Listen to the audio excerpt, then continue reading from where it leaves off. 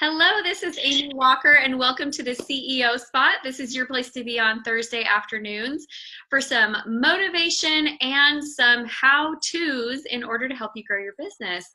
And I'm really excited because today we're talking about something that I know every single business owner needs, because everybody needs the right types of partnerships and everybody needs more money coming into your business. So we have Shayna Rattler here today, and Shayna is the ultimate matchmaker for top brands and influencers. She spent decades working with corporations and entrepreneurs and influencers to help create the perfect alignments between brands and influencers so that they can increase their visibility and their profits. So Shayna, welcome. We're so excited to have you on today. Yes, I'm so excited to be here. How are you? I am doing great. It's a beautiful day. This is the first, so I'm here in Georgia, first day of the year that it actually felt like fall, and we probably dropped below 70 degrees. So of course I got to break out the sweater and the extra shirt layering underneath, the boots. Like I'm ready for fall. It is fall, y'all. We're Yes, excited. yes. Awesome. So, okay, Shayna, you have worked with some big brands. You've worked with Lisa Nichols, Steve Harvey, Susan G. Komen Foundation, UPS, Delta, State Farm, and L'Oreal. And we are excited to get into your intricacies of your processes and what you do with clients. But first, we Yes. want to get to know you a little bit. So, how did you even get started in this matchmaking between influencers? Yeah. You know, first I think it makes a whole lot of sense to just talk about like how did I even get involved and like why would I even want to ever embark on working with big companies? And and I wish it was a sexy story, but it's not a sexy story. It's I wasn't down by the river in a van like some of the stories that you wonder how true that is, but I really did find myself in 2011. I graduated with a degree in therapy, and long story short, not to bore you with all of the details, I literally, right after therapy school, started my own staffing company. We were making like 30 grand a month with very little overhead. And so I thought business was a cakewalk, and people were coming to me like, how do you start a business and how do you grow a business? And I quickly realized, Amy, that not only did I have a knack for being able to teach other people what I know how to do, I really felt like it was God's calling on my life to do so as well. But I had like very few clients that were barely paying me, no real plan to bring any new ones. And while I was good at what I did, I was teaching them how to be profitable and productive and efficient and effective. But I was starving to death and had to, file bankruptcy to keep from losing my home. And so while I was sitting there, like holding on to, like feeling like I'm at the end of my rope, I said to myself, you know what? A lot of these small business owners either don't see the value investing in themselves, and of those that do, I can't have another "I would love to work with you but just can't afford it" conversation. Like my mortgage company doesn't care that you would love to work with me but can't afford to pay me. But people really like me and they really like what I have to offer. They just can't afford Exactly. that conversation never goes. Exactly. It didn't work. So I said, but I can't, I could easily go back to therapy, but a part of me would die every day. And so, I asked myself, like, what can you do? And I said, well, you know what? Corporations, they have budgets to pay me. They value investing in themselves. So why not, go in there and teach them how to be productive and effective and efficient?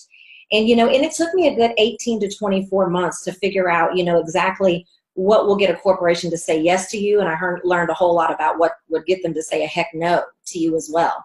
But it changed my family tree forever. That's why I'm so committed to teaching other small business owners how partnering with these bigger companies can really, boost your revenue like beyond compare. Like I don't like to be real, cheeky, but the statistics say that, from the very first time you get your first contract, whether it's a contract or a sponsorship, that our revenues go up 266% in the first 2 years, We like And then, we've all heard like, oh, only 2% of small business owners break the $1 million mark. Well, of those that do, 56% of their revenue is coming from corporations. So I was like, I've got to figure this thing out, and I've got to teach other people how to figure it out as well. And it's just kind of evolved over the years, from teaching them how to get contracts to now we live in this influencer economy and this attention economy where we're fast forwarding through commercials. And so that's how I kind of got into this whole, sponsorship and influencer marketing world. And matchmaking. I love that. The story started off because plan A didn't work, right? Yeah. And I think so often as entrepreneurs, we want the linear journey. We want one thing leads to the next, which leads to the next, which leads to the next. And I know that in my business, every great win and great success was followed by a season where I'm sitting there looking at my life going, okay, God, I'm not understanding this. Like, why isn't it all coming together? Because I'm doing this and I'm doing this and I'm doing this and I'm doing this, and it should all be working according to my plan, according to my timeline, and nothing's coming together. And I think those are the pivot moments. And according to your promises, if we want to throw God in the mix, and it's supposed to be working according to what you showed me and promised me, like you called me to this work and it's falling apart. And I think at those moments, he's got to be having this look, looking at us going, okay, I'm just like, you're close, but just adjust, like a 30-degree pivot right over here. And all of a sudden it's going to come together and it's going to magically work. And I think too many entrepreneurs quit in that moment when they can't see it all together. So they go, well, it's just not for me. It just doesn't work. And then they Sure. pivot, but they pivot the wrong direction. They pivot back into, they pivot out. Right? They go back to the degree, the safety and security, and they lose sight of the dream because they just can't see that it's coming really soon. It's really close. So I love that you shared that. Thank you. So you're welcome. Are feeling that you're in that moment where you're going, okay, where is it? Why isn't it working? You're probably just a couple degrees away. So that's I can remember one time my coach told me, and this was before everything flopped. This was when I was still in the honeymoon phase as an entrepreneur and just knew that everything that I touched was going to turn to gold. I remembered her saying, and it wasn't until I was in breakdown that I heard her say that usually breakdown comes right before the breakthrough. But like to your point, precisely that's when we quit. And, as a coach and as those of us who have been there, done that, and kind of have that third party perspective, we can see how close they are to the breakthrough. But when things fall apart and we're in breakdown, that's when we, kind of run out. And so I think that's a great reminder for every level of us in business, not just like if you're new in business and it isn't working, but if you're shifting into a new level, you're still starting at the beginning of that next level. And so you still may experience breakdown before breakthrough, even though you may be 3 levels in. Well, and I look at it as the test and trial phase. In any marketing campaign that you launch, you're going to do a small launch and you're going to watch how it's performing so you can tweak and test. And everything that you learn that does not work gets you closer to the thing that does work. And that just happens in a larger scale in our businesses as a whole. And so let's kind of segue into this corporate sponsorship and influencer partnerships. I would imagine that there's a lot of business owners out there that think, I don't know if I'm what a company is looking for. In fact, when you reached out to me, that was my first thought, is I thought, I don't know if I'm really what a company is looking for. So I imagine if I'm thinking it, other business owners just have never really gone down that path in their mind. So can you tell us a little bit about why they wouldn't want a company versus why they would want to work with a company? Yeah, so let's talk a little bit about what's going on in the atmosphere.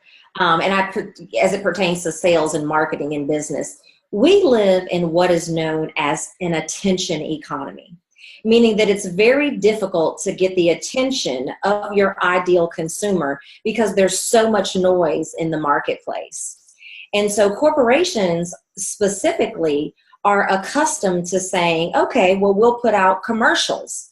Well, unless it's the Super Bowl, most of us aren't watching commercials. I don't even leave home very often. And when I do, I ignore billboards. Right. So they're recognizing that how do we get the attention of potential consumers when, one, no one is paying attention to our advertising. They're probably not even seeing it. And then there's so many companies that are fighting for the same consumer dollar. So when you think about you as a business owner, and recognizing that you already have the attention of your audience because you've taken the time to build an audience online and offline. So you already have the attention of your audience, and your audience is taking action with you. So that means if a corporation partners with you in all the things that you're doing with your target audience, then it's very likely that they're going to pay attention to them and become their consumer. So, it's one of those things where they almost don't have a choice because they've got to try to figure out, like, how do we stay relevant? How do we spread our messages? And so what they're looking for is they're looking for businesses who have built an audience that is paying attention to them and taking action with them, whether it's online or offline. It's not just limited to events anymore, but that's the basis. So if you're asking yourself, like, am I too small? Have I not been in business long enough? Don't have it figured all out? I'm going to ask you to change your mind and ask yourself, do I have an audience that's paying attention to me, and are they taking action with me? And if the answer is yes, that means that you just got to figure out how to ask for the money, because these corporations are waiting on you to call them. So I'm curious about if there's cutoff points where they want a certain number of emails, or they want a certain number of followers, or if they like platforms better than other platforms. Can you give us a little bit of insights in there? Absolutely. So what they're looking for is engagement, because your engagement is always going to be more powerful than your reach. Think about what we've heard about our list for so long in business. Like, would you rather have a list of 500 people and you can track that you actually had like $100,000 a year of your revenue that came from your list? Or would you rather have a list of 10,000 and they never even open your emails, let alone get on a webinar, buy anything from you? And so that's what corporations are looking for as well, is that they're less concerned about the number of eyeballs that you can give them access to, and they're more concerned about, are they already doing what you ask them to do? So you want to start to look at, like, when I run a Facebook ad, like, what kind of traction am I getting? When I have a webinar, how many people show up to it? How many people take action at the end of it? How many people are sharing my posts, commenting? How many people are opening my newsletters? And if you can show, and you don't have to get down to like, I've got a 15.8% open rate and a 66% click-through rate. You don't have to get all fancy with it, because I don't even know those numbers from one 90-day to the next sometimes in my own business. I have to go back and ask or look. But if you want, but if you have a general idea that your audience is taking action with you, they're going to be less concerned about the number. Now, obviously, if you've been in business 60 days and you only have 50 followers on your Facebook page and 5 people on your list, then that's not going to be attractive. But, if you have 1,000 people on your Facebook, following you on your Facebook page, you have 1,000 people in your database, and you can show that they're actually doing what you ask them to do, then they're going to be less concerned about your size. Okay. I love that. So it's all about engagement. It's all about engagement. Engagement and action. So another question that I have about this is, when I hear sponsorship, I think events. And when you and I had first started chatting, I thought, well, I don't have any big events planned. And so immediately my mind kind of shut down to the possibility of sponsorship. But it sounds like there are a lot more opportunities than just events. Do you want to kind of share some of the sponsorships that you've helped your clients get, or different engagements that you've seen? Absolutely. And it's not that they won't only sponsor an event anymore, but that's just not as attractive to them. One, everybody has an event. They've been sponsoring an event for eons. Mm-hmm. But, think about it. You have to be in front of an audience multiple times before they're going to take action with you. And it's going to be the same thing for your sponsors. And so let's just say you have a world-class event and it's 2 days long, it's 3 days long. They know that that's not enough time to be in front of your audience for them to become their consumer, which means it was a waste of money for them to sponsor just your event. Mm-hmm. So I want you to think about, what are all of the different ways that you serve your target market, both online and offline? And this is what I call the 360-degree activation. So looking at like your website, your social media, perhaps you have a blog that has traffic to it. You may have people in programs. You may be doing, online events like telesummits and webinars. You could be doing workshops and conferences, don't have to be small, large, or indifferent. Maybe you're sending out a newsletter. So, in the world that we live in this coaching and consulting and authors and speakers and small business owners, I bet you as I was going through that list, almost everyone can identify at least 2 to 3 ways that they're in front of their target market. Right. And if you can say, let's just use Dell, for example, since this is the CEO spot, we know people are running businesses, right?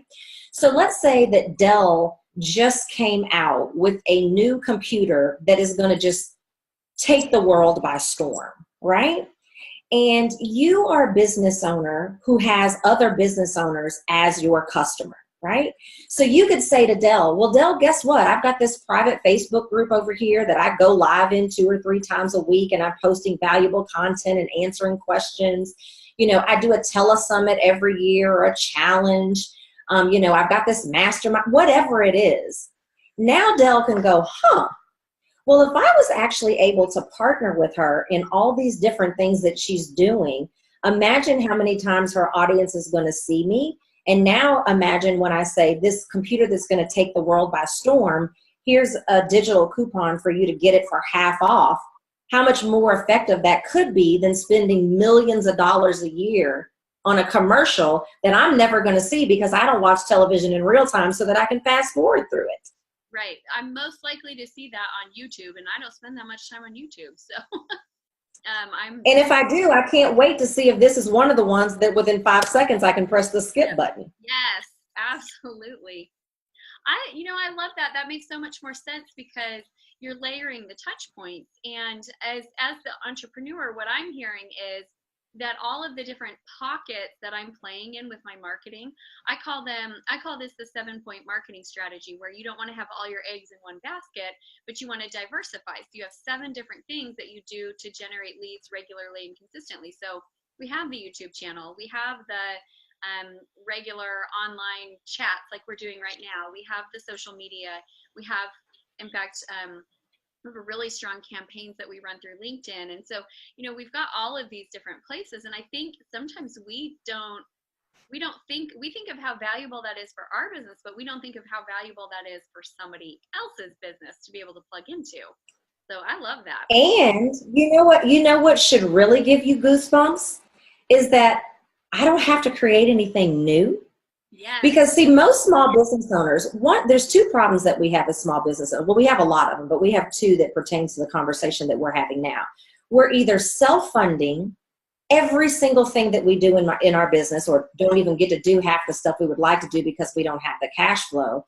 Or every year we're constantly having to create new stuff. And the longer that you're in business, the less that you're really attracted to that. So this is the only revenue stream out there that pays you for what you're already going to be doing anyway. So it's not like, oh, I want to land corporate sponsors, so now I've got to go out and create all of this stuff. It's a great form of leverage because it's paying you for what you've already built and what you're already going to be doing anyway. Like, that should give you goosebumps. Anything that does not create more work for me but creates more money, I'm happy. Like, I am happy to have that conversation. So I love that. Yeah. I want to ask a question here for those who are looking at it saying, I hear what you're saying, Shayna, but I'm not there yet. It's a baby business. We're getting started. We're maybe within our first couple of years, and we're testing the waters in different areas, but they know that they want to achieve this. How long do you think it takes from the time that they gain awareness that they want sponsorship till they can actually get ready? What do you think that path looks like? Well, I think it looks like you're ready when you have an audience in 2 to 3 of those different areas that we talked about on the 360-degree activation, because that's what's going to make you attractive. Mm-hmm. So if you're saying to yourself right now, I'm at ground zero, I don't have an audience that's paying attention and taking action toward with me, that's what you're going to be building anyway.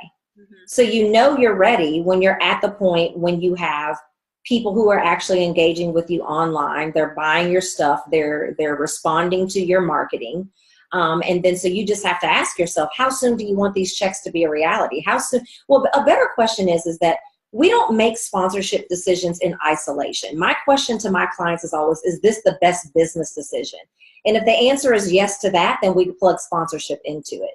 So the better question is how soon will you be able to get your business to a point where it's viable, that you actually are in front of your target audience in 2 to 3 different ways, whether it's through social media programs, newsletters, webinars, whatever the case may be. So, so the timing is really up to you. Now that you know what you need to build, how quick can you take the action, to get yourself to, to that point, and where you're able to have enough time to track it to say, okay, now that we've got some people that are following us, we've got some people that are in our programs, hey, we've been running this thing for X amount of time, and this is the level of people that are engaging with us and taking action. That's when you know that you're ready to start having conversations about what partnering with you could look like. And what exactly are they looking for? I mean, when I think of partnership, I think of those movies where like all of a sudden they work something in,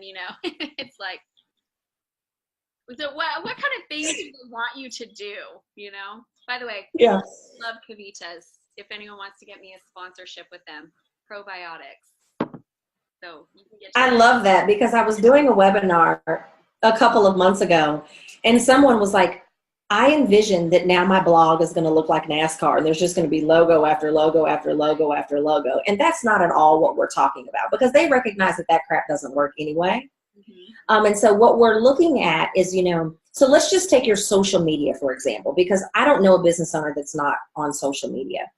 And so you're going to be asking yourself, what are the ways that you're already providing valuable content and marketing to your audience through your social media? So let's just take a Facebook business page or a Facebook group, for example, because most people either have that or they're aware of what they are if they don't. Right. So like on my own Facebook page, once a week I go live where I'm actually giving valuable content about different things as it pertains to sponsorship. Throughout the week, I'm giving little tips like, hey, don't ever send over your deck without a conversation. Hey, make sure you've got pictures of your last event and your, just different things like that. And then occasionally throughout the month, I'm like, hey, if you don't already have a copy of my free book, you should go grab it. It's the exact same thing that you're going to do with your sponsors. So let's go back to the example of Dell. Maybe the real promise of this new computer that's going to take the world by storm is just going to make you uber productive. So could you not interview the person from Dell, like go live, interview the person from Dell, and have them share the top 3 ways that we should be focusing on productivity? And then at the end of it, obviously they can say, and now we've got this new computer that's going to help you be uber productive. Could you not allow Dell once a month to post a productivity tip, or once a week to post a productivity tip, and then once a month a coupon to go get the computer for 20% off? So the same types of content and advertising that would be thought-provoking and not salesy in your own business is going to be the exact same things that your sponsors would do. So it's not a bunch of, oh my gosh, now that I've went to your blog, every time I'm turning around, like a logo floats across the screen, or it's just like logo after logo after logo. No, it's going to be valuable content. And then occasionally, once they have the permission to ask, that's when you ask. That's when they will ask. I love that. I love that because it fits it into the content piece where, and I'm not saying every business owner is this way. I've got clients who they don't do as much content marketing because they're more product or service oriented. But definitely for those of us that are, it's the way that we do business normally. And for those that are product and service oriented, they probably would be, again, looking at how do we fit it into the way that you're doing business normally? How are you already engaging with your clients? So, And I also would submit that even if you're a product and service company, you still should be adding valuable content, because even if I sell soap, I still should be providing valuable content on proper skincare and, the benefits of putting the right things in your body and the toxins that you shouldn't put in your body. So, if you are a product or service and you're not adding valuable content, please start. I was thinking of when you said, are there any business owners that are not doing social media? I was like, yes. And I can tell you exactly who they are. They're what I call the manly industries, the construction and, plumbing and things like this. They struggle with their social media, and I have some as clients. So I was trying to think of them like, well, they're not going to get online because they're not really doing that, but they are making house calls and they are leaving thank you gifts, and they are, there's a lot of things that they are currently doing, and they are doing a lot of business and working with a lot of people. So I think it's, like you said, it's getting the audience ready to engage with you and taking action from you, and then figuring out, how am I already doing business and how can I plug people in, and who's the right fit, Exactly. And you never have to be afraid. You never have to be afraid to go, I don't have to have all the answers. That's why this is a partnership. And we're going to co-create the best solution. So especially if you were, in an industry where you're like, but I don't do this and I don't do that and I don't do this and I don't do that. Well, what do you do? And when you're in initial conversations with your potential sponsor, ask them. So based on the things that we do, what would you like to see happen? Like, what would create a beneficial partnership for you? Like, you don't have to come to the table with every single thing already figured out. Like, co-creating a solution is always going to be the best outcome.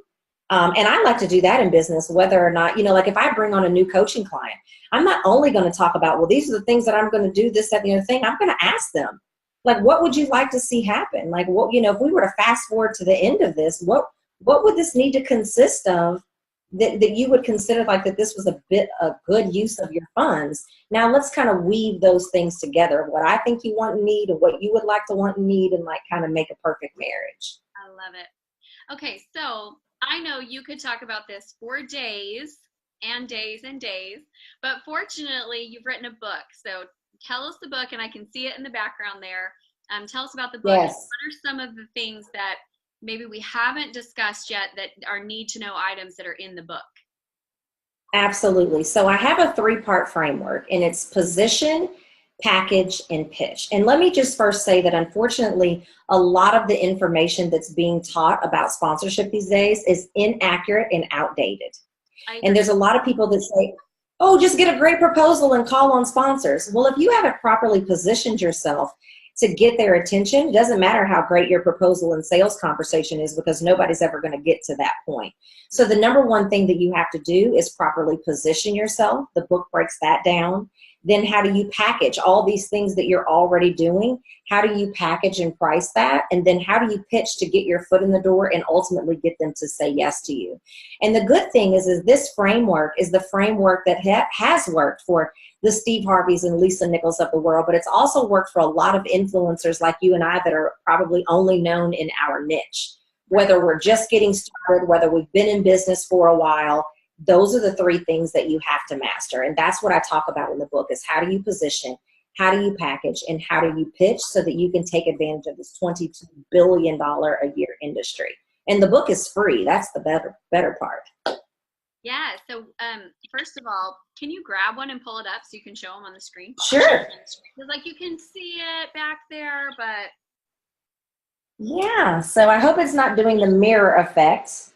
Nope, we got it. But it's Secrets to Landing Corporate Sponsors. Mm-hmm. Yeah, it's Secrets to Landing Corporate Sponsorship.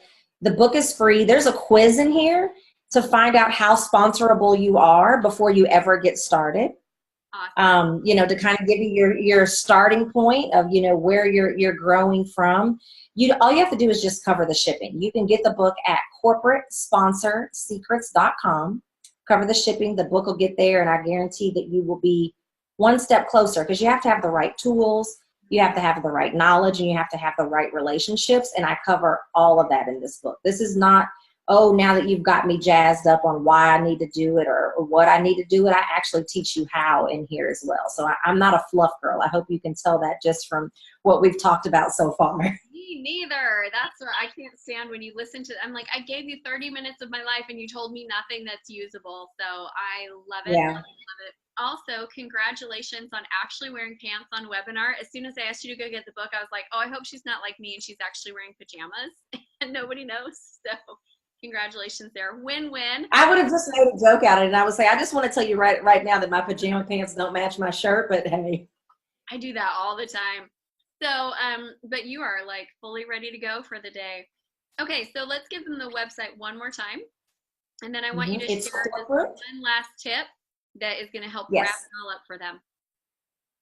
Absolutely. So it's corporatesponsorsecrets.com, www.corporatesponsorsecrets.com. And, the thing that I would leave you with is that I hope that the audience, like yourself, now has a better vision that you really can make this work for yourself. But the best tip that I can give you is break the cycle and be willing to do something different. Because I think we're shoulded on a lot in business. Like, we should do this and we should do that and we should do this and we should do that. And the reality is that there's a lot of business owners that are still making $25,000 a year or less in their business. So go get a $25,000 check for what you've already built. But the only way that you can do that is be willing to do something different, and not, because there's a lot of things you can focus on, funnels and everything else, and they're not going to get you the return on investment that something like a sponsorship would. So, if you don't take away anything else, just adopt the mindset of break the cycle and be willing to do something different. That's what's really going to help you. Well, what I love about it too is, from a growth strategy perspective, it takes money to go through your growth and scale phase. So if you've got the audience and they're engaging, why not grab somebody else's money to use that for your next growth and scale phase? I mean, it just makes sense. So, Shayna, Exactly. It's the best way to scale. yeah, with someone else's money. I love that idea. So, Shayna, thank you so much for being on. All of our business owners who are watching, I hope you've gotten some great tidbits and some good inspiration to help you move forward through the next week with some good new ideas. And as always, join us in the CEO Spot private Facebook group if you'd like to be able to engage and ask questions and just keep the conversation going throughout the week. I hope you all have a wonderful rest of your week. Thanks, everybody. Bye. Bye.